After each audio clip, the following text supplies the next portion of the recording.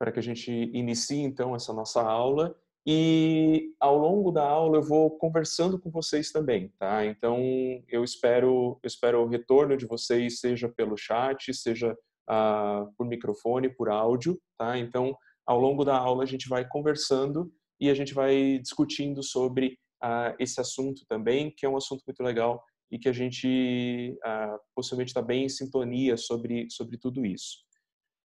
Para a gente iniciar o nosso contexto, o nome que o título da obra que dá nome a essa nossa aula de tradução intersemiótica é A Metamorfose do Kafka.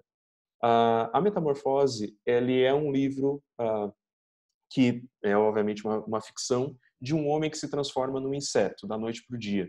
E dentro dessa transformação, um trechinho que o Kafka colocou aqui é o seguinte: numa manhã, ao despertar de sonhos inquietos, Gregório Samsa, que é o protagonista dessa história, deu por si na cama transformado num gigante inseto.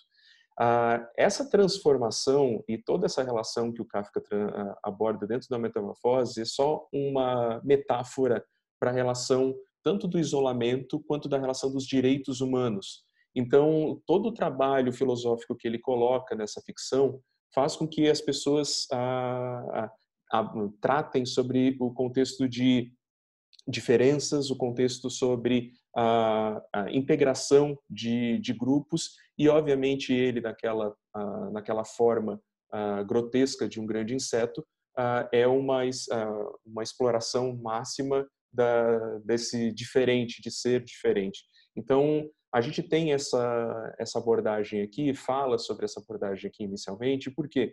Porque quando a gente comenta sobre tradução, a gente está comentando sobre transformação. E Metamorfose é um título que ele é interessantíssimo, não só pelo contexto da aula, mas também pelos dias de hoje. Fica a sugestão de leitura para vocês. Para fazer uma revisão sobre o que a gente comentou nas aulas passadas, eu só quero alinhar com vocês realmente o discurso do que é semiótica. Então, semiótica, dentro da visão do Charles Peirce ou da relação norte-americana, é a ciência dos signos, dos processos significativos na natureza e na cultura. E é a ciência que tem como investigação todas as linguagens e os processos comunicativos possíveis. Então, vocês são geradores de conteúdo, vocês são geradores de signo, e é aí que a gente trabalha. Ao longo das aulas passadas, a gente falou sobre as tricotomias do Peirce, e a gente falou sobre a relação do que constrói e do que forma esse signo. Então, a gente entendeu sobre o signo em si, ou seja, o representamen, o interpretante que gera a interpretação desse signo e o objeto, que é o que é representado. E dentro desse contexto, a gente também falou sobre a primeiridade, secundidade e terceiridade.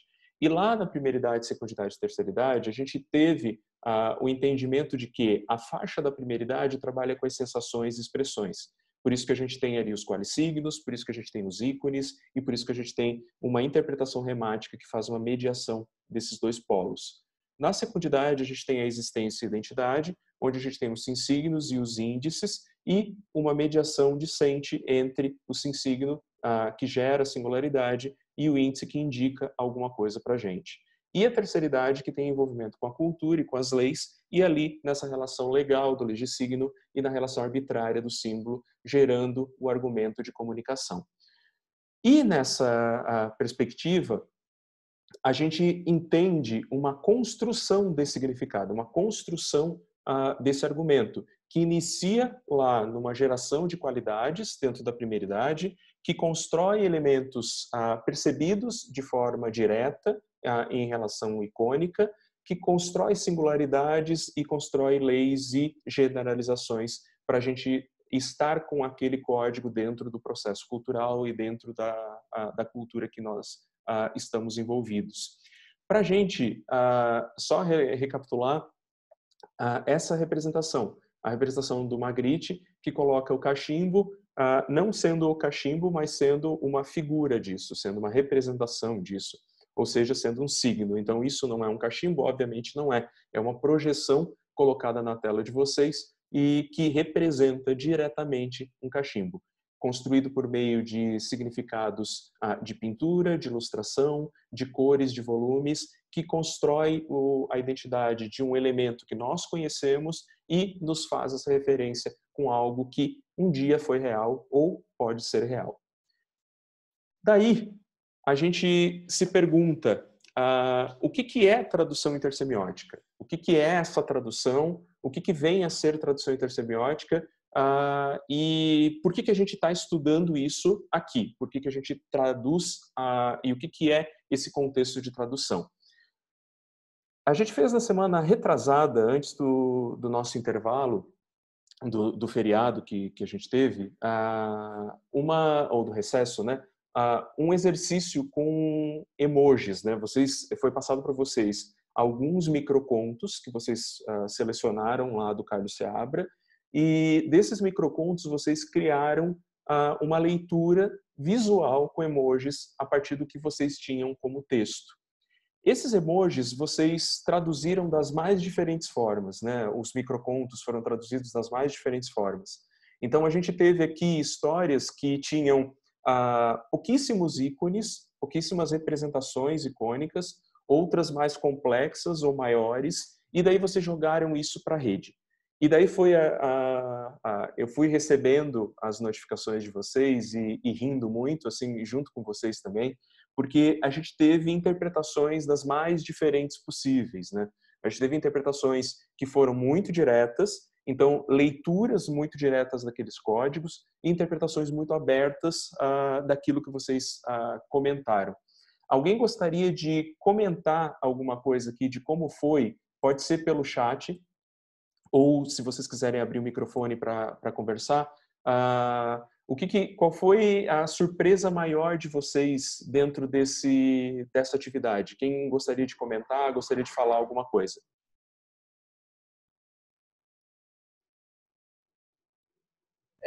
Eu queria entender, boa noite, eu Boa queria noite, Alisson. entender quem é que estava errado, se eu expliquei errado o conto ou se as pessoas estavam entendendo muito diferente do que eu imaginei. É uma pergunta que a gente se faz, né? Alguém também se fez essa pergunta? Alguém se fez essa pergunta? Eu sei que o Diogo e a Grazi estão com os áudios ligados. Querem comentar alguma coisa? Diogo, Grazi? Cauê, boa noite, acabei Oi, de chegar. Cauê. Pode falar, Cauê. Quando eu tava fazendo, eu pensei assim, será que eu tô fazendo muito diferente? Porque, tipo, é bem aquilo, né? A gente lê e pensa, esse emoji vai casar com essa parte do texto, mas será que outra pessoa lendo ela iria colocar esse emoji? Porque eu tive que mudar um emoji, porque eu fiz na família primeiro, pra ver se tava Sim, muito tu longe. testou. E daí, tipo, ali o olhinho, eu tinha colocado alguém andando pra dizer que estava indo, mas o pessoal não entendeu isso, eles entenderam outra coisa, tipo, botar o olho pra dizer que eles foram olhar, tipo, o cinema, sabe? E daí eu fiquei me perguntando assim, como as outras pessoas colocariam os emojis do meu texto. Como que as pessoas fariam a mesma tradução, né? Isso. Olha só o que nós temos aqui, daí eu já respondo a pergunta do Alisson e também comento a fala do Cauê. O que vocês tiveram aqui foi uma tradução pessoal, então uma tradução do grupo, né? E essa tradução pessoal faz com que vocês tenham definições a partir do repertório de vocês. Então, Alisson, eu não digo que quem estava errado. Eu acho que não é o momento da gente identificar se teve um erro aqui. O que a gente teve foram interpretações diferentes, seja uma interpretação na hora da construção, quanto uma interpretação na hora da leitura. E uma das coisas mais interessantes dessa prática, que pode ser uma prática muito bobinha e muito simples, é o quanto ela mostra a potência da relação de interpretação do verbal e do não verbal. Vocês foram limitados, sim, o Diogo comentou aqui, foram limitados pelos emojis que estavam trazendo, e aquilo ali limitava a comunicação de vocês. Num processo comunicacional, muitas vezes a gente é limitado por banco de imagem. Quem trabalha com redes sociais e tem que fazer 1001 postagens por dia, sabe o quanto muitas vezes está limitado a banco de fotos. É terrível para a construção de uma informação, de uma comunicação. E daí tem que manipular, exatamente. E nesse contexto, a gente tem dificuldades, mas são dificuldades de interpretação dessas leituras. Nem todo mundo que interpreta uma imagem, e até aquela velha frase fala, né, que uma imagem vale mais que 1000 palavras, uma imagem muitas vezes dá 1001 interpretações sobre o que ela está dizendo. Então, o texto nos dá uma relação direta, e essa relação direta, quando ela passa para o não verbal, ela se torna mais ampliada. Eu vou dar uma lida aqui no que os colegas escreveram. O Diogo comentou sobre a relação dos emojis, né? Então, isso faz com que se tenha essa dificuldade. A Bruna colocou aqui, quando fizemos, parecia muito fácil de entender. E sim, quando a gente cria aquela tradução, parece que é muito fácil. Só que quando a gente tem um entendimento do outro sobre essa tradução, daí a gente percebe o quanto esse nosso olhar ele precisa também ser feito pelo olhar do outro e não só pelo nosso. Então, isso se surpreende pelas várias interpretações, né? Mas depois pensamos que só estava sendo fácil porque sabíamos qual era o ponto. Exatamente, você sabia um contexto. Se não soubessem, e eu vi que muitos participaram da prática do outro, então isso também dificulta nessa relação da leitura. E antes de interpretar o conto, as pessoas já interpretavam o próprio stories, né? Então fui xingado, o pessoal achando que era corrente ou era alguma outra coisa que estava acontecendo, porque já entra com preconceito, né? Então isso faz. Tem que escrever maior, que é trabalho da faculdade, tá? Beleza, porque senão o pessoal passa batido. Essas interpretações que a gente tem aqui são interpretações a partir de repertório. Agora, pensem comigo, quantas imagens que vocês em anúncios já interpretaram de uma forma e muitas vezes era de outra? Quantas fotografias em um estúdio fotográfico já foram batidas para dar uma interpretação e na hora do anúncio, ou da publicação ou do vídeo, aquilo gerou outras interpretações? A brincadeira que a gente fez foi uma brincadeira que nos mostra o quão é complexo passar um briefing ou um texto para algo visual e o quão é complexo passar e fazer essa tradução, esse código de leitura do visual para o texto. Então, o desafio que nós temos enquanto formadores desses códigos e geradores dessas linguagens é imenso. E essa formação de mensagem faz com que a gente tenha múltiplas interpretações. Eu compilei algumas aqui, essa do André e do Wesley, né? Tocam buzinas, fumaça na cara, farol vermelho. Vendedor ambulante, vidros fechados, calor, medo, sinal verde, olhada no relógio, merda, né? Olha como que foi construído o texto deles e as interpretações dos colegas. Os carros param no farol e começam a discutir que tá calor pra caralho. Um homem que não tava, blá, blá, blá, e daí não teve espaço. Um monte de som da multidão das coisas. Cansaço, estresse, falta de tempo. Para mim parece uma rotina de um assalariado comum com as merdas do dia a dia. Então, percebam uma coisa interessante dessa interpretação e que vai acontecer na grande maioria das interpretações que a gente constrói. As pessoas elas não vão fazer uma leitura igual. E daí eu trago o modelo do Alisson aqui, o Alisson que eu tinha comentado antes. As pessoas elas não vão fazer uma interpretação igual ao que é o microconto ou o que é o conceito principal da marca, mas elas vão ter o entendimento da causa. Essa relação aqui, algumas pessoas interpretaram pelos códigos do emoji que era um policial. Então, o policial deu multa, mas levou uma porrada. Né? Olha só a interpretação que fazem. O policial multou o cara antes do acidente. O policial multou ele mesmo por ter sofrido um acidente. Então, tem interpretações... Escreveu não leu o palco meu. Escreveu não leu o palco meu. Enfim, outras tantas interpretações que são colocadas nessa relação. Aqui a exposição é gratuita, aqui, o Alisson. Então, olha só o quanto a gente tem de entendimentos a partir dessas construções, dessas leituras que a gente faz. Um outro exemplo que eu trago aqui do Igor, o louco no alto da montanha mascava cactos alucinógenos. Quando desceu, formou-se em direito e hoje é um digno promotor. E daí tem aqui, claro que, qual é a dificuldade do Igor nessa construção? Qual é o emoji que vai representar que o cara se formou em direito? Né? Nesse caso aqui do emoji que ele trouxe, o máximo talvez é algum investigador, é algo desse tipo. Então o cara queria subir na montanha, aí ele esquiou uma montanha e depois ele se formou e virou detetive. Ó, percebam a linearidade da história. As pessoas, elas acertam a linearidade, mas muitas vezes os códigos, eles não são tão bem interpretados, né? Por mais que o Igor tenha colocado um bonequinho com uma babinha ali, então, e trouxe uma referência muito próxima dessa interpretação, né? O menino morava na serra, mas lá não tinha água para o consumo. O que a pessoa interpretou aqui? Interpretou que o cacto é seco, né? Então, teve essa interpretação a partir dos códigos. Percebam que a leitura não foi uma leitura só icônica, não foi uma leitura única do cacto para essa situação como uma frase já trazia, mas é uma leitura também interpretativa dos significados que esse cacto traz. Né? O menino foi esquiar e acabou se perdendo, daí tiveram que fazer uma investigação para achar ele, porque o código do ícone do bonequinho é muito mais forte enquanto detetive. Então é interessante essa percepção que a gente faz, e muitas vezes a interpretação ela vai ser nesse contexto. O Celso e a equipe dele, a Ana e a Luísa, tiveram um monte de respostas, algumas muito próximas do texto, que era ele morava no alto da montanha, depois de tantos anos já não sabia a diferença entre formigas e humanos. Então, olha algumas delas aqui.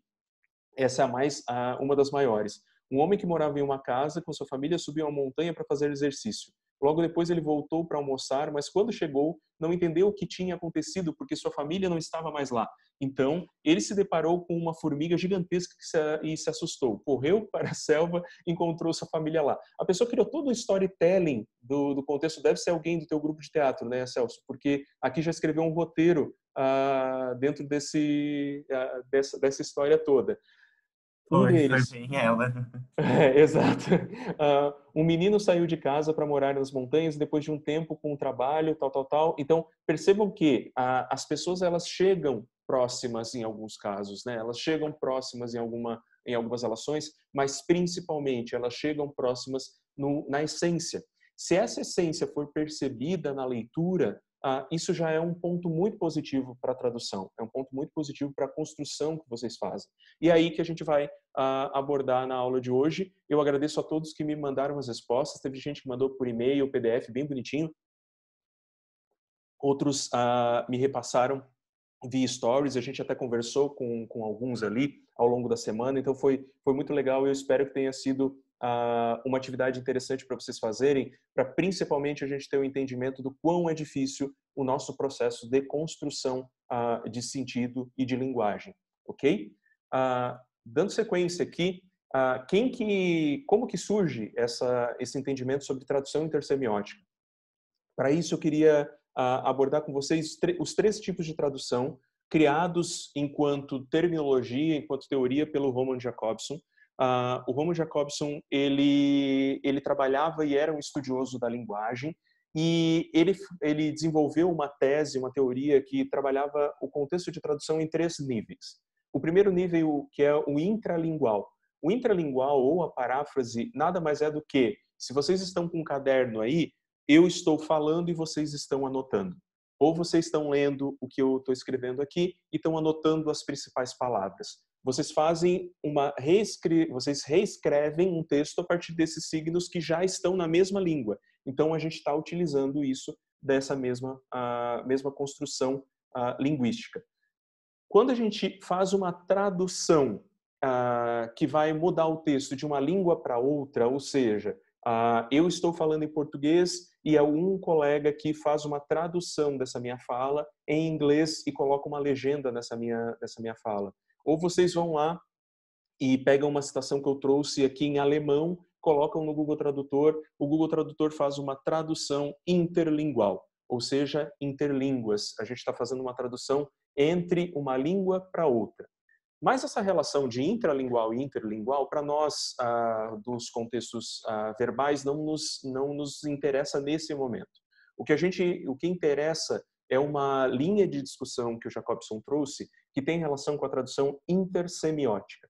E o que ele quer dizer com intersemiótica? Ele quer dizer que tudo que a gente está passando de um contexto que é verbal para um contexto não verbal, ou de uma mídia para uma outra mídia, a gente está fazendo uma tradução ou uma transmutação desse sentido e desse significado. Então, quando eu peço para que vocês pensem na primeira figura que vem na cabeça de vocês, quando eu falo balde, vocês fazem uma tradução na cabeça de vocês para uma figura de um balde, que pode ser cinza, pode ser de lata, pode ser de plástico, mas vocês estão fazendo uma pequena tradução e uma tradução intersemiótica. Então, o que nos resume nessa fala do Jacobson é que todo mundo aqui é um tradutor. Todos nós, enquanto produtores de significado e produtores de sentido, somos tradutores. Vocês são tradutores quando vocês pegam um briefing de um cliente, leem esse briefing do cliente, leem um entendimento sobre a persona, um entendimento sobre o conceito, e nesse entendimento do conceito, criam um comercial de TV, criam um roteiro. Ou quando vocês escrevem um roteiro, o diretor de fotografia ou o diretor daquele comercial ou daquele vídeo vai fazer uma tradução com o elenco, com as pessoas, com a forma de direção, e isso tudo vai gerar essa tradução intersemiótica. Parece simples, mas vocês viram na atividade dos emojis que não tem nada de simples, né? Não tem nada de relação simplista ali. Quando a gente está fazendo um processo de tradução, a gente está mexendo com códigos dentro de meios diferentes, e isso gera possibilidades diferentes também de interpretação. Por isso, como toda teoria vai surgir dessa relação de fatos, a área da intersemiótica ela vai nascer de uma necessidade de estudar esse trânsito da linguagem, ou seja, do contexto dos signos, nas mais diferentes mídias. E ele se torna um assunto atual, por quê? Porque cada vez mais nasce uma mídia diferente, nasce uma rede social diferente, e a forma como a gente constrói linguagem para aquelas redes sociais e para aquelas mídias, para aqueles novos contextos de linguagem, são diferentes e precisam ser adaptados.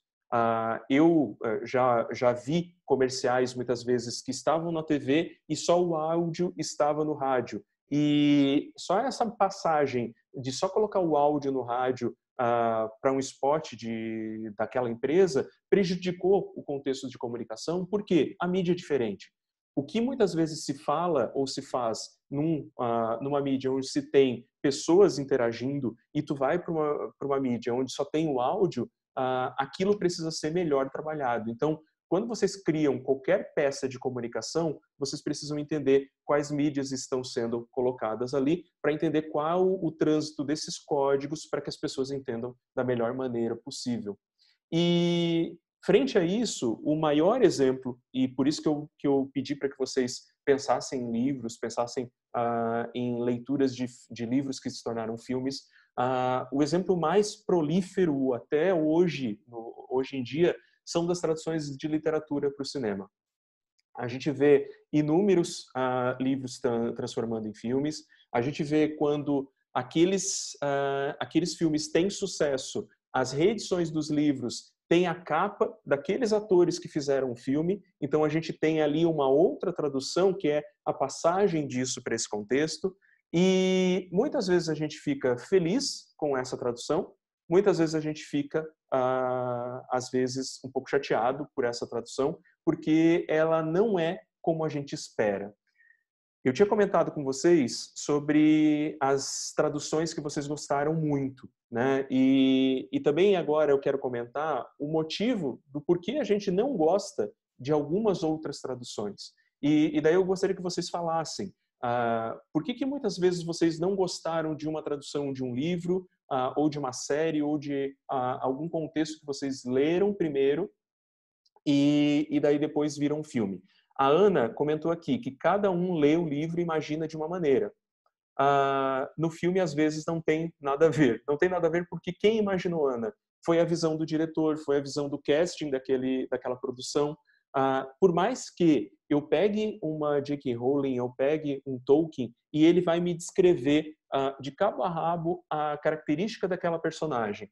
E eu vou perceber que aquela personagem tem quase 2 metros de altura, cabelos loiros, olhos azuis que brilham, porta um anel mágico e tal. E quando a produção cinematográfica vai gerar e vai construir essa tradução, ela faz uma tradução que pode ser literal ao que está no livro, mas também uma versão desse diretor, que é o que realmente está fazendo a tradução naquele sentido.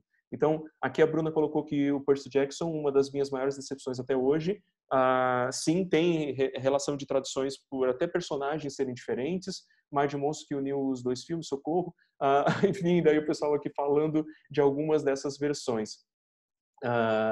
E daí tem isso, né? Que tem essa construção. E, geralmente, a gente tende a não gostar. A Ana já até matou a charada aqui na pergunta do motivo por que a gente não gosta e o motivo por que a gente muitas vezes não curte aquele processo de tradução. Quando a gente está com um livro na mão, quando a gente está lendo aquele universo do Harry Potter, está lendo a Agatha Christie, está lendo a Stephen King, a gente está imaginando tudo aquilo. A pessoa que está fazendo a principal tradução naquele contexto somos nós. Então a gente está com o livro na mão, tá ali imaginando aquele personagem chegando naquele local, encontrando aquela situação. E quando a gente vai para uma outra mídia, a outra mídia distorce totalmente. Coloca uma trilha sonora, ou coloca um outro personagem, coloca um contexto. E de série também vale qualquer tipo de tradução, tá, Bruna? A gente tem, por exemplo, um Game of Thrones que, a partir da segunda, terceira temporada, começou a andar paralelo com os livros, andar totalmente fora em vários sentidos, né? A gente tinha nas descrições dos livros, os Bobos da Corte, que nunca apareceu uma cena na série, e só que daí isso se justifica por uma situação importante. As mídias são diferentes. Obviamente que isso não justifica a raiva. Vocês podem continuar tendo raiva da produtora ou de quem fez a tradução, não tem problema, não quero entrar nesse mérito da questão, mas uma das coisas que acontece, Alisson, eu já chego no exemplo do Coringa, tá? Nesse contexto que a gente tem aqui, de tradução, e uma tradução que vem e parte de um roteiro que vocês já leram, que é aquele livro, para algo que é o cinema, a gente tem diferença da mídia. E daí eu digo uma das principais diferenças.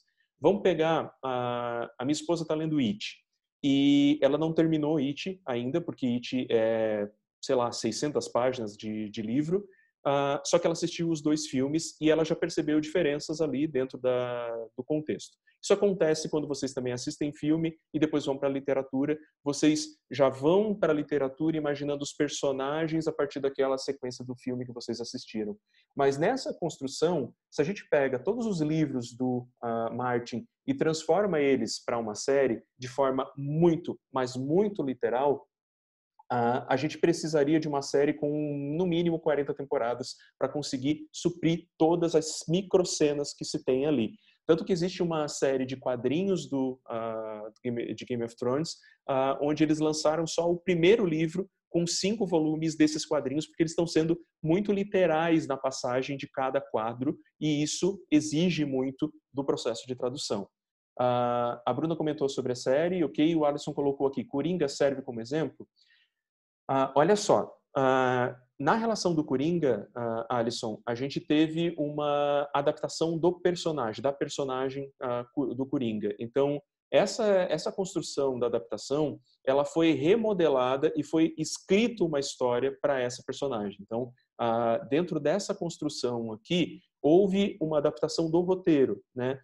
Houve uma adaptação de semelhança com contextos da história, então, sim, só que a história ela se altera porque é uma percepção, é uma visão diferente do autor. Ele sim, o que a gente pode dizer, ele fez uma tradução intersemiótica desse personagem Coringa sobre o olhar dele, sobre o olhar do diretor, do roteirista, dentro da própria história. Mas quando a gente está fazendo esse processo de tradução, muitas vezes a gente já parte de uma relação verbal para ir para o não verbal. A Grazi comentou aqui, raiva eu tenho é de um livro bom que me vicia e que não me deixa dormir. Não, isso a gente não tem que ter raiva, a gente tem que gostar. Eu tenho tristeza quando finalizo um livro que ele é muito bom, Grazi, e que às vezes a gente até tem que voltar em algumas partes de tão bom que ele é. Então, nessa relação que a gente tem de tradução, por isso que a gente não gosta, porque nós somos os primeiros tradutores de uma leitura e muitas vezes a gente acaba vendo uma história, né, vendo um filme e depois descobrindo que aquele filme tem um livro ou que aquele filme tem outras adaptações além desse livro. Então, é uma relação interessante. Eu trago o exemplo de Hamlet, de Shakespeare, que foi uma das obras mais traduzidas no mundo. E traduzidas não em relações de interlinguagem, de tradução só de língua, a gente está traduzindo aqui semioticamente por diversas mídias. Hamlet foi um roteiro escrito para uma peça de teatro, Shakespeare escrevia peças de teatro, e depois isso, obviamente, foi publicado enquanto livro. Se teve uma tradução para a capa do livro, para as várias capas do livro, teve traduções tanto dessas edições das peças de teatro quanto dos filmes. Então, se teve essa relação dos filmes também, dos pôsteres e das formas todas que ele aconteceu. Então, se a gente está falando de tradução intersemiótica e tem como ponto de partida um roteiro de teatro, a tradução da peça é uma mídia diferente, a capa do livro é uma outra, o cartaz que vendeu essa peça é uma outra, e percebam como as coisas, elas muitas vezes vão variar dentro dos códigos que são apresentados. Muitos de vocês já viram filmes e depois leram os livros, né? No caso, eu fui ver O Regresso e depois descobri que O Regresso, na verdade, era um livro. Ou muitas vezes viram um livro de 5, 10 páginas, como o Animais Fantásticos, e depois foram ver o filme, e obviamente que a gente tem um roteiro escrito para ele, e também o próprio Hobbit, onde a gente leu o Hobbit numa tarde como uma própria história para criança, mas ele se amplia dentro de um roteiro gigantesco para ter uma trilogia, porque isso chamaria, obviamente, a atenção da relação do cinema. Ou quem já leu Dan Brown, sabe que Dan Brown tem uma fórmula descrita e que todo vilão ele tem um motivo daquele vilão e toda característica que ele já escreve é muito parecida. Então, tanto do Código da Vinci quanto Inferno, Anjos e Demônios, a própria relação da escrita do Dan Brown, ela é muito próxima, muito já construída cinematograficamente para a nossa cabeça, e isso acaba também viciando dentro dessa construção. Para quem já assistiu ou já leu Watchmen, a gente também fala de uma tradução aqui, mas a gente fala uma tradução de quadrinho, e nessa relação de quadrinho, uma tradução que foi para a TV, para o cinema, e depois foi para a série de TV com adaptações. Então, a gente tem uma história que ela já tem um contexto verbal e não verbal, porque uma história em quadrinho, ela envolve as duas pontas, né? Ela é uma narrativa que tem o contexto não verbal, mas que é adaptado para a mídia, e nesse caso, a mídia cinema, com personagens para fazer jus àqueles personagens da história. E uma das principais críticas do Watchmen nesse sentido é que o final, além do final ser diferente, eu não vou dizer para quem nunca assistiu o que se passa aqui, alguns personagens também são diferentes, algumas posturas de personagens são um pouco diferentes, ou formas como esses personagens lidam com situações são diferentes. Então, isso causa o frenesi, isso causa a raiva de muitos dentro da própria história. Mas o conceito e a essência da própria história, ela se mantém. E se ela se mantém, isso que importa dentro de qualquer tipo de tradução. Pode Diego, falar. Oi. Um adendo é falar sobre que, tipo, é interessante falar que às vezes a época que esses livros foram escritos, algumas coisas que acontecem neles seriam consideradas politicamente incorretas nos tempos atuais, então a gente acaba tendo que adaptar. Também, isso é muito interessante, porque o contexto onde a mídia vai estar inserida, ela é diferente. Vamos pegar um livro. Um contexto de um livro, ele se cria dentro de um universo particular. Então, olhem esse gráfico e o que tu falou condiz com o que a gente vai falar em seguida aqui, Gustavo. A gente vê um filme e o filme é essa construção narrativa legal. Só que tudo que se constrói dentro de um livro, dentro dessa imagem aqui, a gente tem uma complexidade muito maior. E um livro, ele é traduzido individualmente sempre.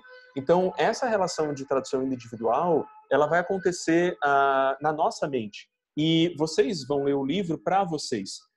Muitas coisas que estão dentro dessa narrativa, quando vão para o cinema, elas têm uma complexidade de aparecer para um público maior. Se a gente pega Ensaio sobre a Cegueira do Saramago, o livro ele é muito mais pesado do que o filme. Então, assistam o filme e leiam o livro. No filme existem situações de violência. essas situações de violência são bem mais reduzidas do que estão escritas no livro, por conta também dessa relação. Então, um dos pontos interessantes a ser fortalecido e destacado é que toda tradução vai envolver uma complexidade de sistemas culturais, de sistemas sociais, tecnológicos e políticos. Possivelmente vocês já viram cartazes de cinema do Japão ou do Oriente, que são diferentes de como são aqui nos Estados Unidos, na América do Sul, e são apresentados em Hollywood. Por que eles são diferentes? Porque eu não posso, muitas vezes, expor alguma imagem ou uma pessoa lá naquela representação por conta do sistema cultural que eu tenho dentro daquele contexto. Então, é interessante a gente perceber o quanto isso se faz de forma diferente. A Ana comentou aqui que Nárnia tem no cinema um tom mais leve e infantil. E no final do livro iria estragar toda a vibe, então eles mudaram para fazer sentido, exatamente. Então, eu não li a Última Batalha, então eu não. Não, eu li todo o livro. sem spoiler aqui. Eu estou tentando me segurar bastante nessa aula para não dar spoiler de nada para vocês. Mas nessa relação de tradução, o que a gente tem aqui? A gente tem tons que vão buscar públicos e esse contexto vai ser criado pela complexidade dos códigos que são atribuídos. Então, quando a gente fala que toda tradução tem complexidade, é inevitável a perda de signos em uma tradução que a gente faça em diferentes mídias. Porque, olha só, existe o livro, ou existe o roteiro. Aquela relação de livro e roteiro está escrita dentro de uma mídia. Quando a gente transmuta isso para o contexto audiovisual, a gente vai ter a complexidade da trilha sonora, a complexidade da fotografia, a complexidade dos atores, das interpretações dos atores, da produção, da visão do diretor, do time que esse contexto vai ser criado, e toda aquela narrativa vai ser transmutada para esse processo de tradução. Então, é lógico que a gente vai ter perda. É lógico que vão ter escolhas e vão ter cortes dentro dessa relação de roteiro, porque a mídia é diferente. E se a mídia é diferente, a gente tem esse processo de tradução diferente. A Bruna colocou aqui, na questão de cartaz, seria quando a Viúva Negra fica bem centralizada na Rússia? Pode ser, Bruna, porque a gente tem algumas relações que fazem parte com contextos culturais e que fazem sentido, já que ela é uma espiã russa e tem toda essa construção ali. A Marina colocou o seguinte, tem até ilustração que isso acontece, tem um jogo, LOL, que o desenho das roupas dos personagens mudam conforme a região pelo estilo. Exatamente, Marina. Percebe a complexidade cultural que os códigos estão envolvidos. Nessa complexidade cultural, a gente tem variação e essas variações precisam ser percebidas por vocês. Porque nessa percepção, vocês vão ver o quanto a comunicação ou a forma como a comunicação é feita acontece. E isso é uma das coisas mais legais quando a gente está desenvolvendo qualquer tipo de produto gráfico ou qualquer tipo de informação. Daí a gente tem o entendimento de que tradução intersemiótica é uma adaptação da linguagem verbal para uma não verbal. Ok, mas a gente pode explorar isso um pouco mais, porque senão fica muito frágil esse tipo de definição. É uma passagem de linguagem de uma mídia para outra. Então, uma tradução de signos linguísticos para representação de códigos visuais com desenvolvimento tecnológico e de comunicação. A área da tradução intersemiótica, ela nasce de uma necessidade para estudar esse trânsito. Como que eu transito de uma linguagem para outra linguagem? Como que eu transito de um contexto midiático para outro contexto midiático? Então, isso varia muito, isso modifica muito as formas de interpretação. Então, se mudou a mídia, mudou a linguagem através do qual os signos eles são interpretados, a gente declara ou não a forma como isso é, de fato, tradução intersemiótica. E percebam uma coisa interessante nesse processo. Quando a gente traduz, constantemente, a gente está usando a nossa mente para qualquer tipo de tradução. Se eu falo aqui uma brincadeira com vocês, como bota, calça, calça, bota, só nessa fala onde eu inverti as duas palavras, do bota, calça, o que é uma pessoa se vestindo, ou calça, bota, que é uma pessoa calçando a bota, a gente tem aqui uma interpretação onde o verbo botar se transmuta para um contexto de um objeto, só numa fala ou só numa mudança linguística. Percebam o quanto isso é complexo no nosso processo de tradução e quanto isso também é complexo de forma metafórica, porque a metáfora também é um processo de tradução. As metáforas, elas vão consistir na geração de reconstrução de significado na nossa mente por meio de uma pequena manipulação de significado das palavras. Olha só esse exemplo aqui. Quando eu falo para vocês que aquele senhor é uma raposa, metaforicamente eu estou dizendo que aquele senhor é muito esperto. Por quê? Porque existe dentro de um consentimento cultural que raposas são espertas. Então eu digo que aquele senhor é uma raposa, não pelo fato de dar ênfase para o filme do Senhor Raposo, mas por uma situação aqui onde a gente tem, e esse filme é maravilhoso, tá? A gente indica para vocês, porque a gente tem aqui uma metáfora, e essa metáfora cria essa interpretação. Quer ver um outro exemplo bem divertido sobre isso? Se a gente tentem lembrar de ditos populares. Alguém pode lembrar de algum dito popular? Eu vou falar pisar em ovos. Algum outro dito popular, gente, que vocês se lembram? Casa de ferreiro, espeto de pau. Oi, Juliano. Uma coisa, outra coisa. Tá, ok, é um dito popular. Algum outro? Casa de ferreiro, espeto de pau. Casa de ferreiro, espeto de pau. Legal. A gente tem várias formas de pensar isso. Teve um fotógrafo que criou um pequeno livreto com esses ditos populares sendo construídos de forma icônica, né, de forma direta. Então a gente tem ali o primeiro, que é o chorar pelo leite derramado, o tirar água do joelho, pisar em ovos, o peixe fora d'água e o chutar o balde. Só que essas expressões, esses ditos populares, elas não têm esse código, né? Quando a gente ouve elas de forma metafórica, a gente interpreta que essas relações elas estão nos dizendo outras coisas. Por exemplo, chorar pelo leite derramado, talvez eu ficar me lamentando por algo que já aconteceu, né? O tirar água do joelho é ir para o banheiro, pisar em ovos é estar inseguro, né? O peixe fora d'água é aquela pessoa que está fora do contexto, ou chutar o balde é se enfurecer de vez. E essas relações de interpretação, elas são contextos que vão ser trânsitos entre os códigos. E esses trânsitos entre os códigos vão formular interpretações e significados distintos na nossa mente. Uma das relações que é muito trabalhada dentro da tradução e que fez com que um artista e pensador dentro da área no Brasil trabalhasse, que foi o Júlio Plaza, é a relação dos poemas concretos. Se a gente pega a poesia concreta, ela é uma forma de tradução, mesmo trabalhando com o verbal. Então, se vocês veem naquela primeira imagem que eu coloco aqui, a palavra pêndulo, a gente tem uma relação de pêndulo, onde a palavra ela tem esse movimento, ou, por exemplo, se eu falo sobre isolamento e eu tenho uma palavra totalmente separada uma da outra, eu crio uma poesia concreta com essa relação. E a poesia concreta é uma forma de tradução, assim como essas metáforas que a gente faz. Mas como que esse processo acontece, tá? É aí que é importante a gente apontar aqui e falar aqui. O Plaza, ele trata o processo de tradução como um signo que vai ser mediado entre essas duas mídias, esses canais. Então, ele vai afirmar que o signo é resultante da tradução apenas que pode ocorrer por meio de uma relação entre as qualidades e os meios físicos, ou seja, eu tenho qualidades desse signo em um meio e eu traduzo para outro meio e essas qualidades elas se perdem ou elas se modificam. E para isso ele traz um contexto que ele chama de intracódigo. O que é o intracódigo? São esses códigos que transitam entre as relações midiáticas.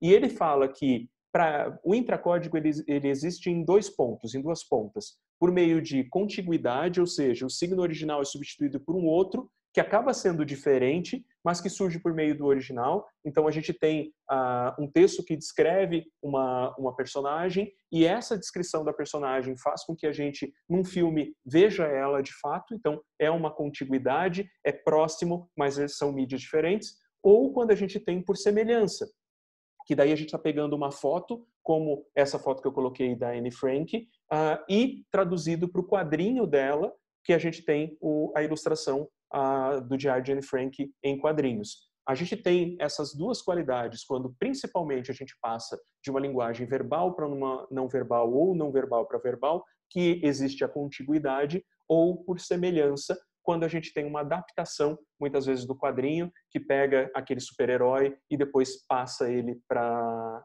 o cinema e a gente tem transformações ali.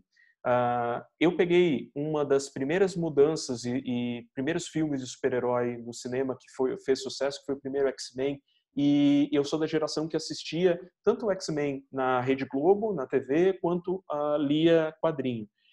E obviamente que as personagens do X-Men vestiam aqueles colãs azuis, amarelos, hiper chamativos, por conta da década de 90 que se tinha essas ilustrações naquele momento.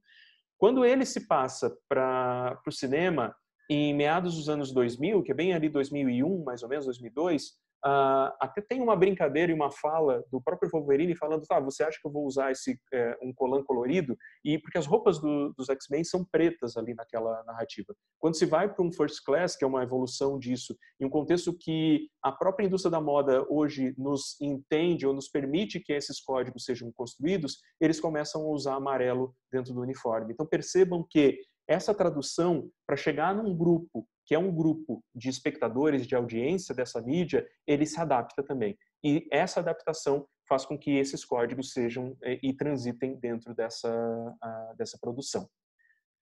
Gente, dúvidas até aqui? Alguém tem alguma dúvida?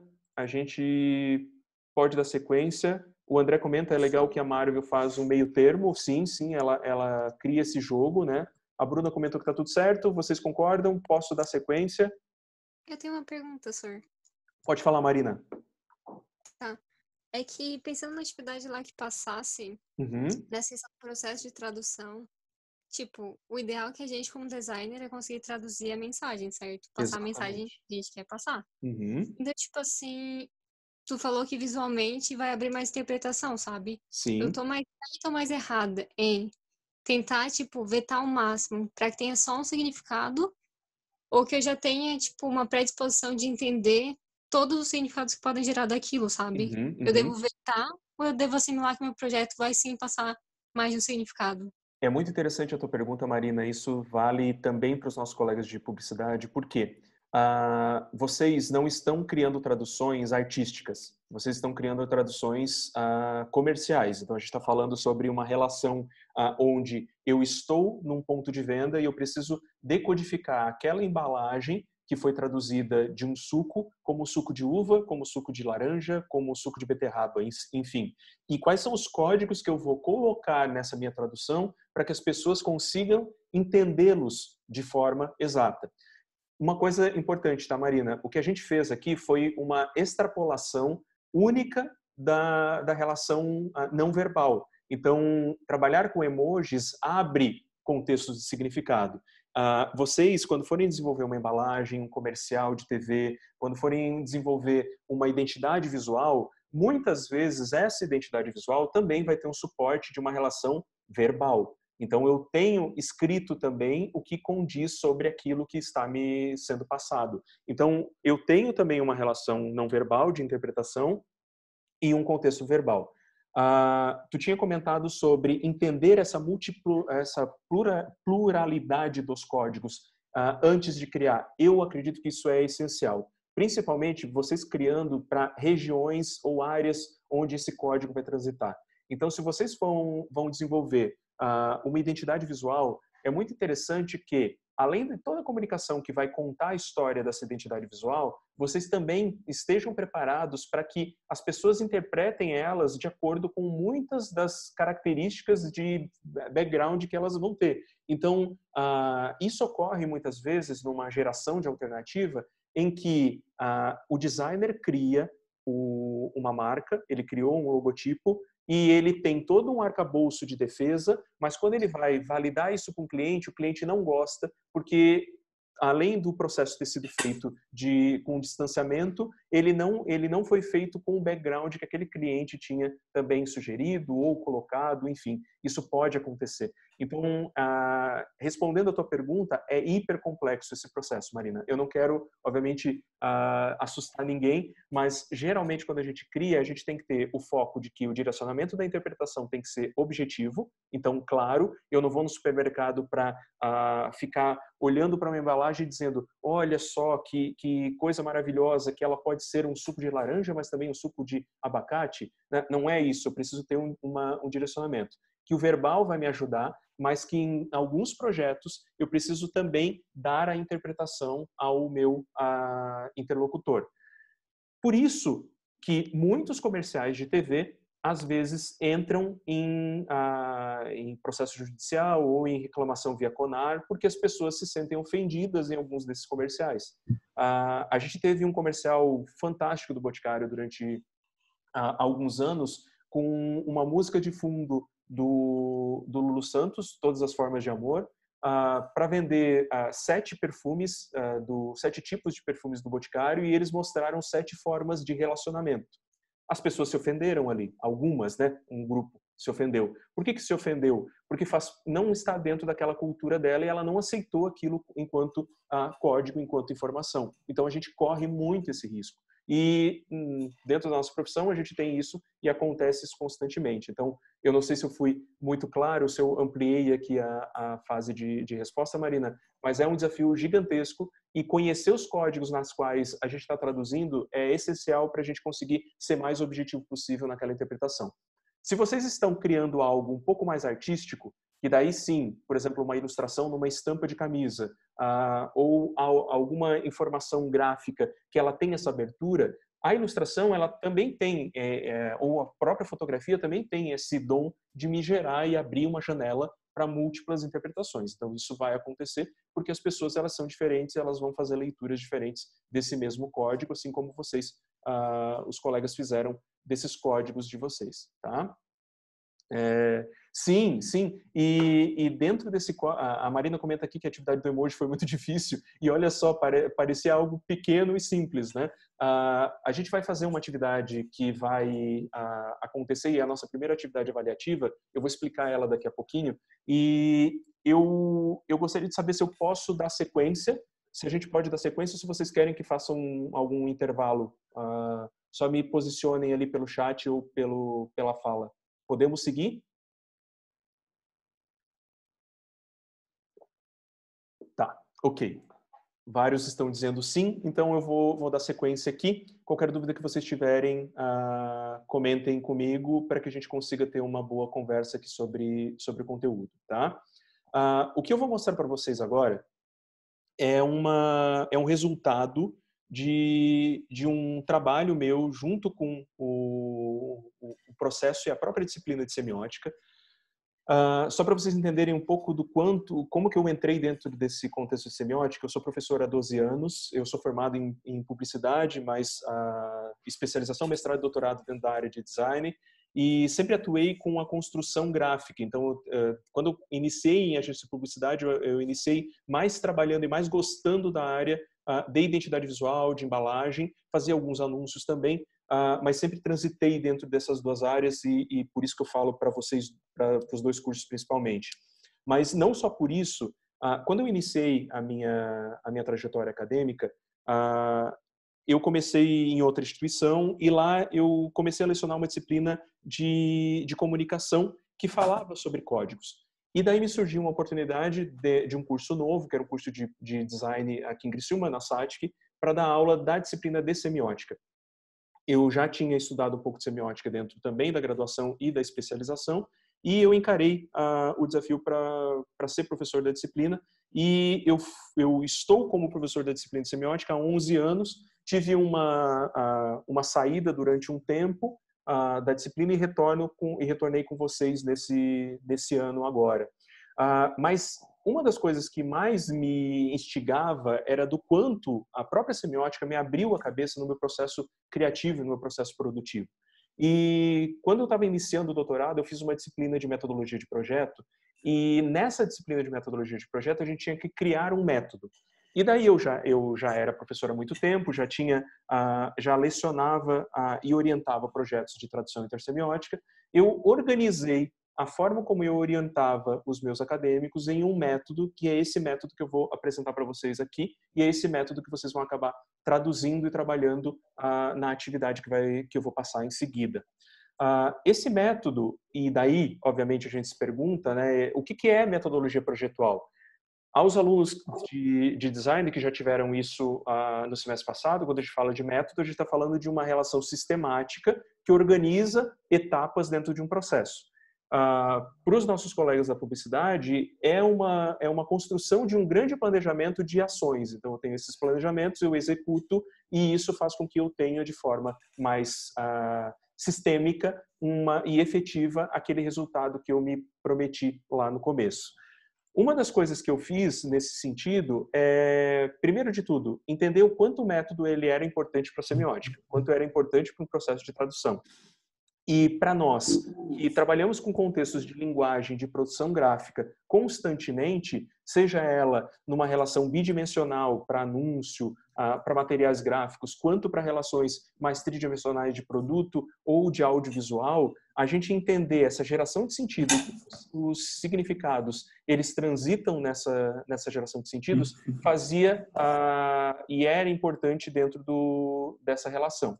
Então, o que eu acabei montando aqui, que eu quero passar para vocês nesse sentido? Quando a gente fala sobre método, a gente tem uma variedade gigantesca de método. Então, a primeira coisa que eu fiz foi abrir todos os métodos projetuais que eu conhecia ou que estavam girando em torno da minha rede, dessa relação de entender e ver o que esses autores falavam em cada etapa.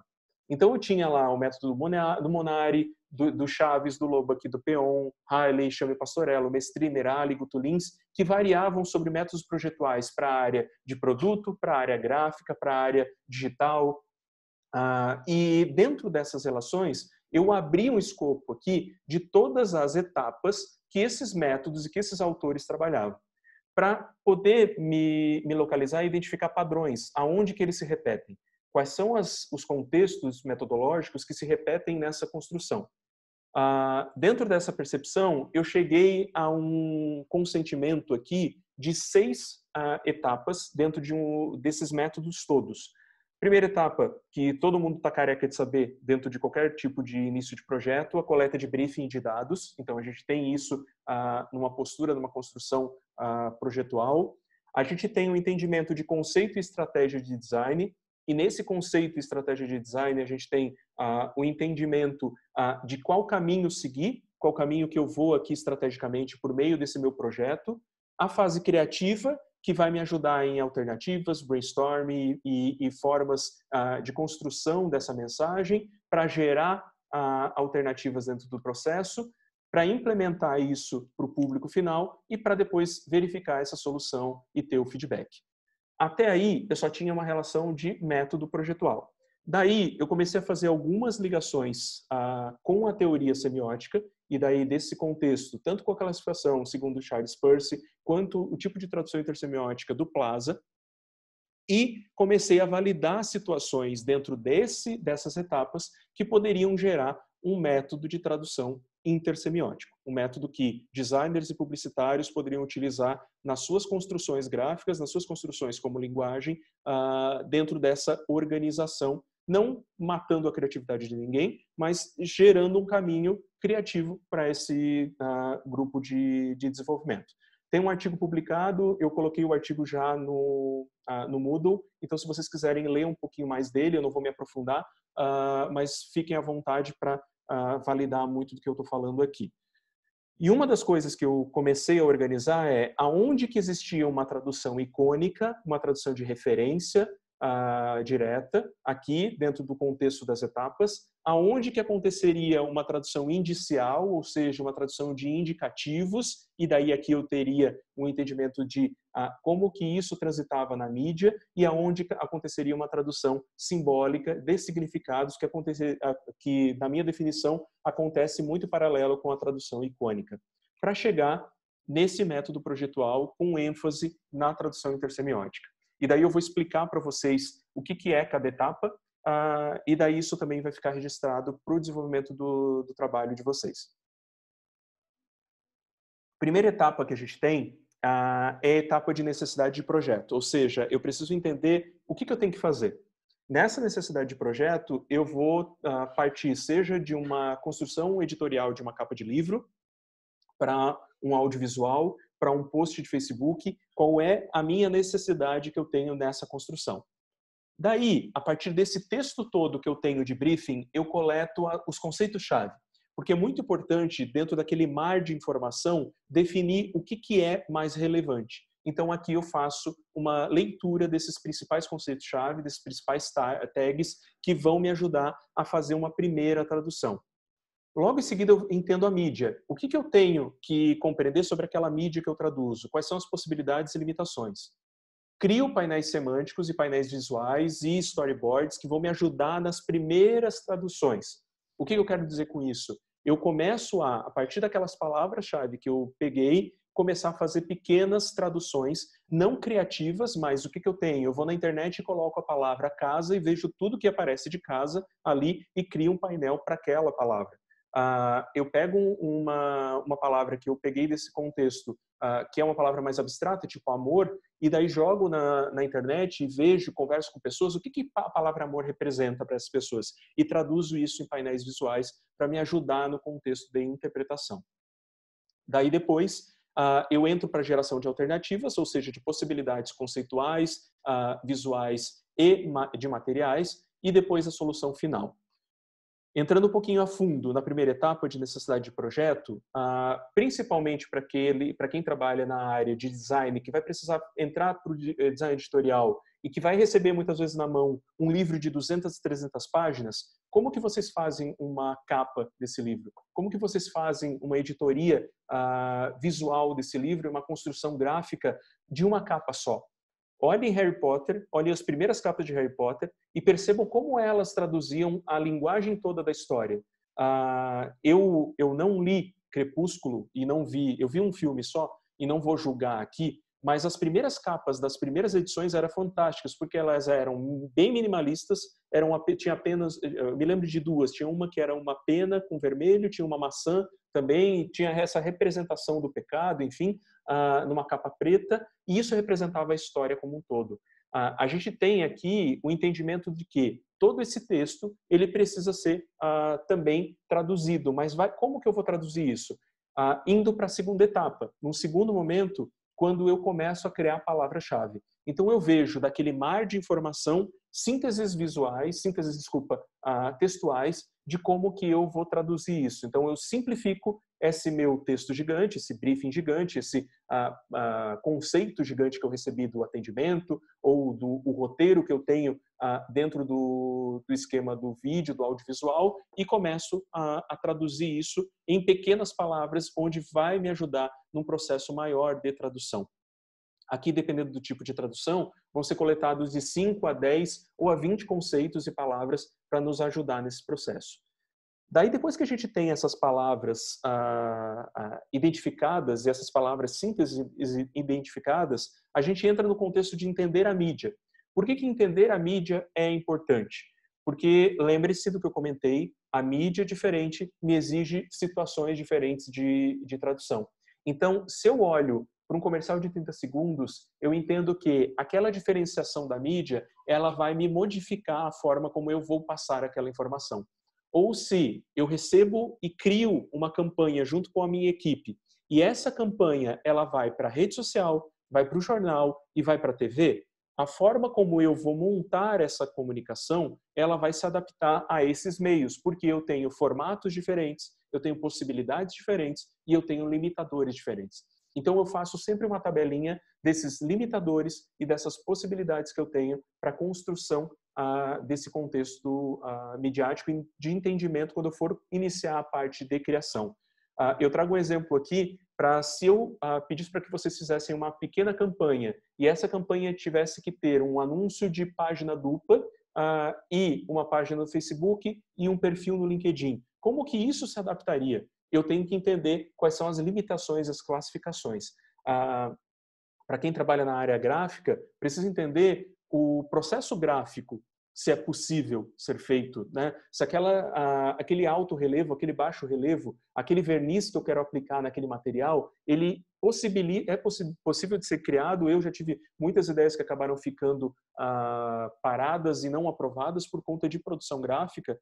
Se a gente conhece muito mais essas produções gráficas antes de criar, isso já nos dá também indicativos de como que eu posso, dentro daquela oportunidade, desenvolver um melhor produto ou desenvolver uma melhor comunicação dentro daquela mídia que está exposto. E entendendo a mídia e tendo essas palavras-chave, eu entro para os painéis semânticos. O que é um painel semântico? Painel semântico nada mais é do que um painel visual, um painel de imagens, que ele é construído de forma semântica. Semântica que tem relação com o significado, ou seja, que organiza os signos. Então, eu vou ter a palavra amor, eu vou ter a palavra liberdade, eu vou ter a palavra protagonista ou herói, e eu vou ter painéis visuais sobre essas palavras.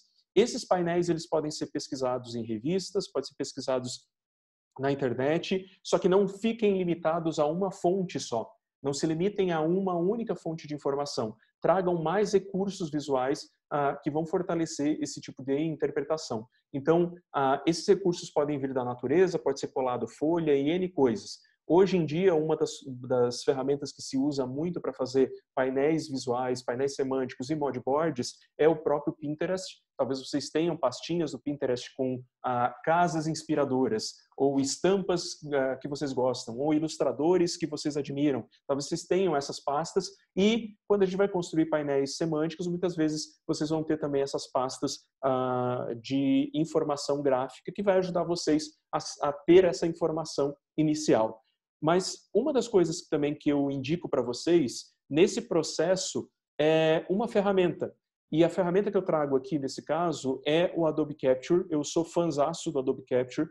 Ele me ajuda muito, principalmente no uso da biblioteca com Illustrator e Photoshop, mas também para quando a gente não tem muitos recursos gráficos, ou seja, como que eu vou trabalhar uma paleta de cores adequada para a minha tradução? Como que eu vou trabalhar um rapport, ou uma padronagem, ou talvez uma vetorização de algum brush, ou alguma coisa do tipo? O Adobe Capture é uma ferramenta gratuita que vocês podem baixar no celular de vocês e utilizar ele para N situações gráficas e que pode ser uma mão na roda para vocês nesse processo de tradução também.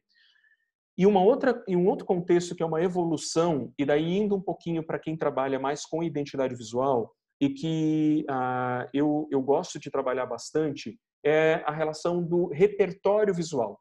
A gente pode partir do painel semântico, e desse painel semântico, desses conceitos, definir repertórios visuais. O que eu estou mostrando para vocês aqui, nesse slide no próximo, são 2 repertórios visuais que nós desenvolvemos na época que eu trabalhava na Empória, que nós desenvolvemos para a construção de uma identidade para um cliente de tecnologia. Então, se tinha grupos de conceito que era prestativo e habilidoso, onde nós identificamos os conceitos visuais e quais eram os principais conceitos visuais que inspiravam essa principal relação de prestativo e habilidoso, quais eram as principais formas gráficas, as principais cores e as principais tipografias. A gente criou outro painel e também, daí com o conceito de seguro e cuidadoso, a gente identificou vários conceitos visuais já existentes no mercado para apresentar isso de segurança e cuidado. Definimos aqui, identificamos formas e grafismos, cores e tipografia. Por que repertório visual é importante para qualquer designer ou publicitário? Porque muitas vezes, quando vocês vão desenvolver qualquer peça gráfica, às vezes o cliente só vê isso no final. O que nós fizemos? Nós apresentamos para o cliente esse repertório e, apresentando o repertório, já com direcionamentos, o cliente nos disse o que para ele fazia mais sentido. E a partir disso, de fazer mais sentido para ele ou não, a gente riscou situações aqui tipográficas ou de cores, e quando a gente desenvolveu a relação da forma, a relação da identidade visual, ela foi muito mais assertiva, teve só um outro ajuste na logotipia, mas toda a identidade visual ela foi mais assertiva pela construção e pela validação e pré-validação do cliente nesse sentido. Partindo para a etapa 5, a gente entra em conceito, numa relação do conceitual, visual e material. Por que eu falo conceitual, visual e material? Eu já tenho um painel, eu já tenho um repertório visual de pesquisa dentro dessa minha tradução. Depois de ter esse repertório, eu começo agora a ter as ideias e as alternativas que podem ser trabalhadas para essa tradução. Então, nessa tradução, eu vou identificar uma relação conceitual. Então, para qual caminho estratégico eu vou? Se eu estou fazendo uma capa de livro, eu sei que eu vou, então, para esse caminho gráfico, que esse caminho gráfico vai ser melhor. Esse caminho aqui que vai trabalhar de uma forma mais minimalista ou de uma forma com recortes. E daí são conceitos que vocês vão acabar definindo. O contexto visual, e esse conceito vai dar margem para o contexto visual, onde vocês vão começar a fazer vários desenhos. Então, vocês vão ter todos os RAFs de vocês, e muitos RAFs ali. Eu sou super fã de ter muita ideia no papel, antes de ir para a parte gráfica, para a parte digital. E daí depois, o material. Se eu tenho mídias específicas, quais materiais eu preciso pensar? Se eu tenho uma mídia de livro, qual o material que eu posso trabalhar? Se eu tenho uma mídia de produto, qual o material que eu vou trabalhar? Se eu tenho uma mídia audiovisual, quais materiais que são mais interessantes ser apresentados no vídeo? Então, eu tenho essa investigação.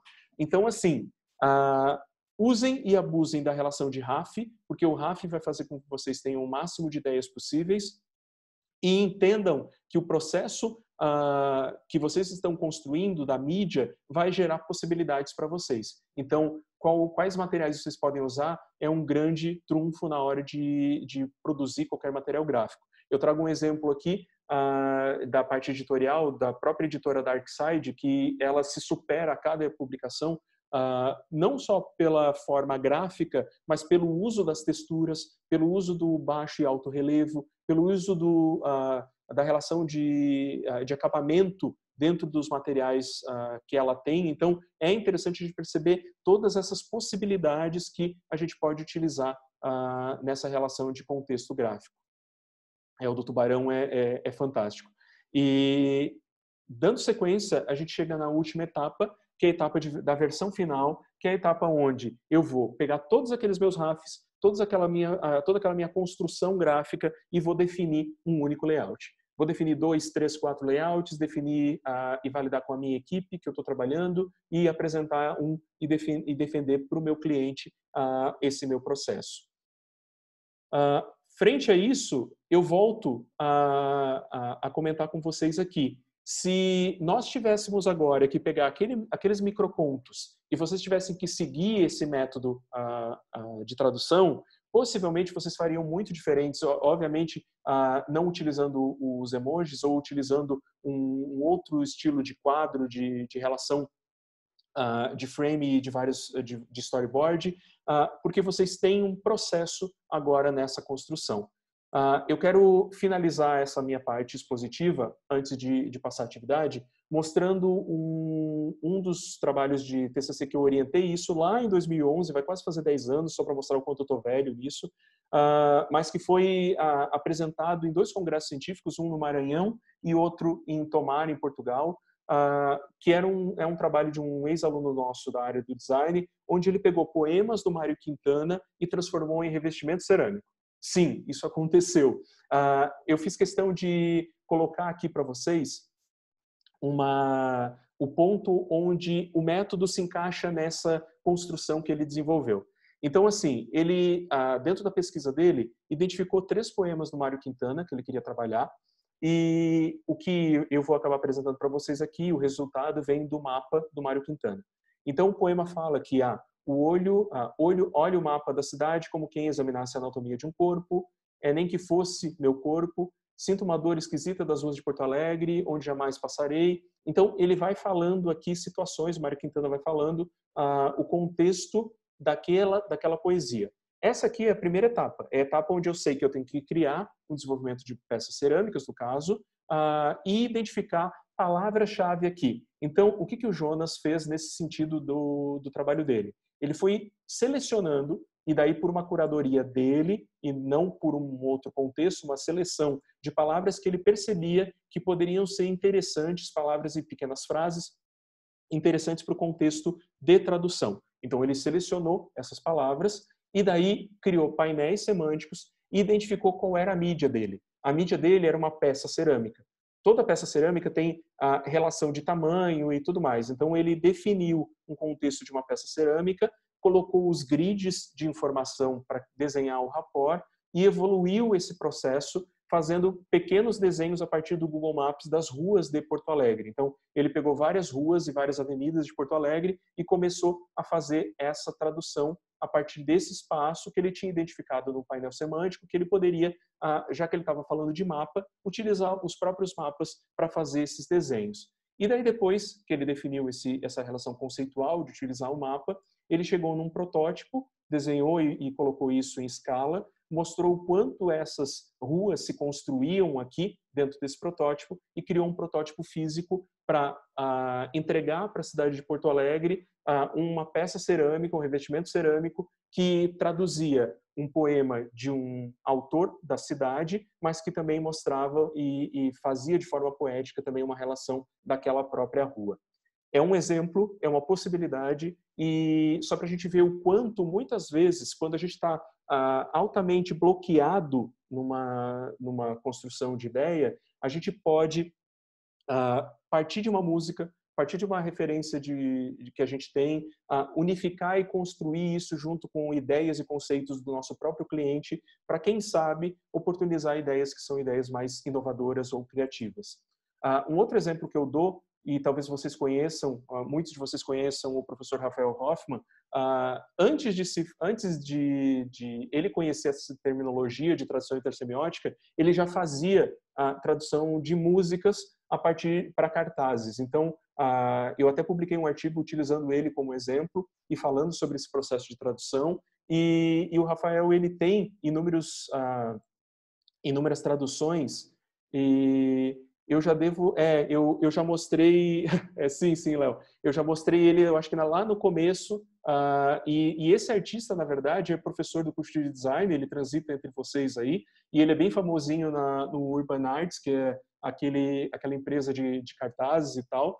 Só que o que o Rafael faz aqui? Ele faz uma tradução que ainda é uma tradução verbal. Ele pega uma relação de frases, de pequenas frases, de trechos de música, enfim, e coloca isso como essa tradução. Algumas delas são mais não verbais, e dentro desse contexto de não verbalidade, né, ele traduz isso com figuras e com imagens. Então, é interessante a gente perceber o quanto isso transita dentro dessa relação criativa e o quanto vocês podem também utilizar essas referências e esses repertórios com o processo criativo de vocês.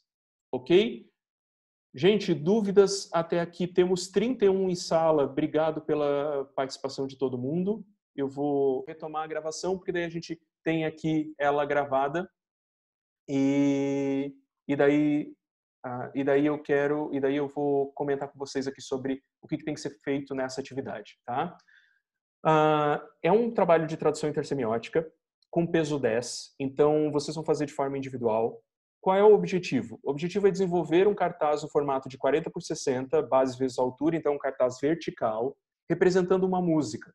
Vocês vão seguir um pouco do que é o próprio trabalho do Rama Project do professor Rafael, só que vocês vão usar o estilo de vocês. Ele tem um estilo bem minimalista, mas vocês podem utilizar o estilo que for melhor para vocês. Se quiserem fazer recorte de revista, se quiserem fazer colagem, fotomontagem, vocês estão super livres para isso. Qual é a limitação de vocês? Eu montei uma playlist com 30 músicas que ela está aqui compartilhada com vocês. É uma playlist de tradução intersemiótica que está no Spotify. Sim, vocês nunca ouviram uma playlist chamada Tradução Intersemiótica. Ela foi criada com muito carinho, com letras muito interessantes para que vocês façam excelentes traduções. E qual é o desafio? Vocês vão ter que usar esse método, que é o método de tradução, e após a definição da letra, vocês vão seguir as etapas de construção da tradução intersemiótica apresentado nesse documento e apresentado na aula também. A entrega que vocês têm que fazer no dia 30, uma pequena apresentação em formato de PDF com cada passo do método. Então, vocês vão mostrar o passo a passo, a música que vocês escolheram, a definição das palavras, as características da mídia que vocês estão trabalhando, ou seja, do cartaz, a relação dos painéis visuais que vocês montaram e de coleta, os conceitos que vocês seguiram e quiseram seguir, se foi mais minimalista, se foi mais de colagem, os RAFs que vocês utilizaram e o cartaz final sendo apresentado ali. Isso já serve como uma defesa. e um arquivo de JPG desse cartaz. Então, além do PDF, eu também gostaria de receber no Moodle ali esse JPG desse cartaz, ok? O que tem que ter no cartaz? O cartaz precisa estar no formato de 40 por 60, como eu comentei, ser criado na vertical, representando graficamente de forma não verbal a música escolhida. Professor, posso usar uma palavra? Tudo bem, não há problema de utilizar ela, mas eu gostaria que vocês fizessem uma tradução muito mais não verbal para esse contexto. O que de relação verbal que é importante ter nesse trabalho? É importante dentro do cartaz estar também o nome da música e o autor, e o ano, né? Então é importante, eu peguei a música X, então vai estar lá o nome da música, o autor e o ano no meio, no cantinho, aonde for, e o nome de vocês e a disciplina. Então vocês também vão assinar esse cartaz como uma produção que vocês fizeram dessa tradução. Eu deixo livre para que vocês usem a técnica gráfica que vocês melhor se enquadrarem e quiserem utilizar, tá? Se quiserem fazer algo meio de poesia concreta, podem fazer também, mesmo ela utilizando palavras, mas se isso se tornar algo mais visual, vocês estão livres para essa construção. Então, fotomontagem, colagem, ilustração, ícone, composição, aquarela, pintura, guache, foto do irmão, o que vocês quiserem fazer nesse cartaz, vocês estão livres. Quais são as nossas datas? Aula da tradução intersemiótica e início do projeto, hoje. A data destinada para a produção do trabalho, semana que vem. Então, semana que vem, eu vou abrir essa mesma fala no Zoom e daí eu vou pedir para que todo mundo, pelo menos, tenha 5 minutinhos comigo, individualmente, para que a gente converse e vocês me apresentem, ou me mandem um e-mail, ou me mandem uma imagem. Diego, estou nesse caminho, tenho essa dúvida. E daí a gente vai conversando e daí o tempo também fica livre para que vocês desenvolvam esse trabalho. E no dia 30, a gente vai fazer uma apresentação que ela vai ser uma apresentação um pouquinho diferente, mas vocês vão trazer essa apresentação de vocês e vão entregar o cartaz também no Moodle. Então, a plataforma do Moodle está aberta para vocês já a partir de hoje. Obviamente, hoje não se publica nada, mas se vocês já tiverem ela, tentem fazer a publicação antes da nossa aula do dia 30, talvez ali às 6 horas, enfim, para que vocês consigam, para que todo mundo consiga ter e publicar isso e a gente não depender da plataforma até estar um pouco bugada e tudo mais, a gente conseguir desenvolver esse resultado. Eu vou migrar aqui para a playlist, alguns de vocês talvez já tenham feito isso. A playlist, vocês conseguem enxergá-la? Vocês estão vendo também essa minha tela? Deixa eu só ver se quem respondeu. O Alisson disse que está cortando. Sim, no dia da entrega vai ter aula, tá, Alisson? É um momento de apresentação. Todo mundo vai apresentar. Eu vou depois, semana que vem eu digo para vocês como que vai ser essa forma de apresentação, mas todos vão apresentar. E dentro e que vão ser apresentações rápidas, mas sim a gente tem esse encontro, tá? A gente tem aqui, eu tentei trazer, e óbvio que foi uma peneira muito difícil de fazer, 30 artistas com músicas, com letras fortes para a gente poder trabalhar. Então vão ter músicas que vocês já conhecem, tem músicas que são do meu tempo, tem músicas que talvez vocês não conheçam tanto, mas que eu sugeriria do fundo do meu coração que vocês escutassem essas músicas, porque elas passam mensagens e têm letras muito interessantes. Então a gente tem Gentileza da Marisa Monte, do Arnaldo Antunes, a gente tem A Casa é Sua, do Arnaldo, a gente tem O Tempo Não Para, do Cazuza, Os Cegos do Castelo, do Nando Reis, Virei o Jogo, da Elza Soares, Águas de Março, da Elis Regina com o Tom Jobim, Como Nossos Pais, de autoria do Belchior e cantado pelo Belchior, Hoje Eu Quero Sair Só, do Lenine, Monte Castelo, do Legião Urbana, O Inferno São os Outros, do Titãs, Tarde de Outono, do CPM 22, O Astronauta de Mármore, do Nenhum de Nós, Dueto, atualizado pelo Chico Buarque e pela filha dele, pela Clara, Tiro ao Álvaro, do Demônios da Garoa, mas cantado pela Elis Regina, Maria Maria, do Milton Nascimento, Ai Que Saudade Doce, com Elba Ramalho, Zé Ramalho, enfim, Andar com Fé, do Gilberto Gil, Chega de Saudade também, daí do João Gilberto, Gostava Tanto de Você, do Tim Maia, Poema, do Ney Matogrosso, Desconstrução, do Thiago York, tem algumas mais novas e recentes aqui, Dia Especial, do Cidadão Quem, Um Mobile no Furacão, do Paulinho Mosca, O Princípio, do Emicida, junto com vários outros cantores, Grão de Amor, do Arnaldo, Tropicália, do Caetano Veloso, com Gilberto Gil, Vendo à Vista, do Alexandre Nero, Tempos Modernos do Lulu Santos, Biquíni Cavadão com Carta aos Missionários e O Tempo dos Móveis Coloniais de Acaju. Sim, me julguem, são músicas que são bem legais de ser trabalhadas. O desafio vai ser o seguinte, meus queridos. Vocês vão ter que escolher uma. Só que eu não vou proibir ninguém de fazer mais de uma tradução. Se vocês perceberem que o processo de tradução de vocês, ele seguiu e ele foi, para cada nova tradução eu vou considerar um pontinho ou uma fração de ponto dentro da nota de vocês, tá? Então, se vocês quiserem escolher 3 músicas e 3 músicas quiserem fazer 3 cartazes, fiquem super à vontade para fazer esses 3 cartazes. O mais importante e o que eu vou avaliar muito dentro dessa construção não é o resultado, sim, mas é o processo. Porque o que eu quero dentro desse trabalho é que vocês tenham esse processo de construção e percebam o quão entender os signos e o tato com esses significados faz a diferença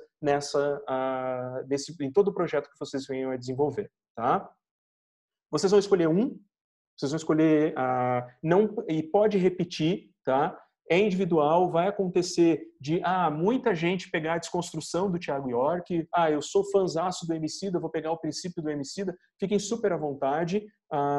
Eu gosto muito de Ney Matogrosso, vou pegar poema, fiquem super à vontade. Vai acontecer de alguns pegarem e a gente ter músicas que ninguém vai pegar. Pode acontecer isso.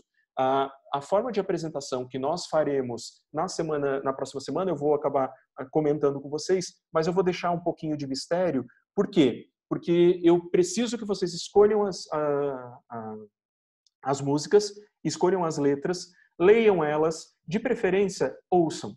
Ouçam elas, ouçam 1, 2 vezes, rabisquem algumas coisas e daí depois comecem a fazer todo o processo dentro dessa construção aqui, tá?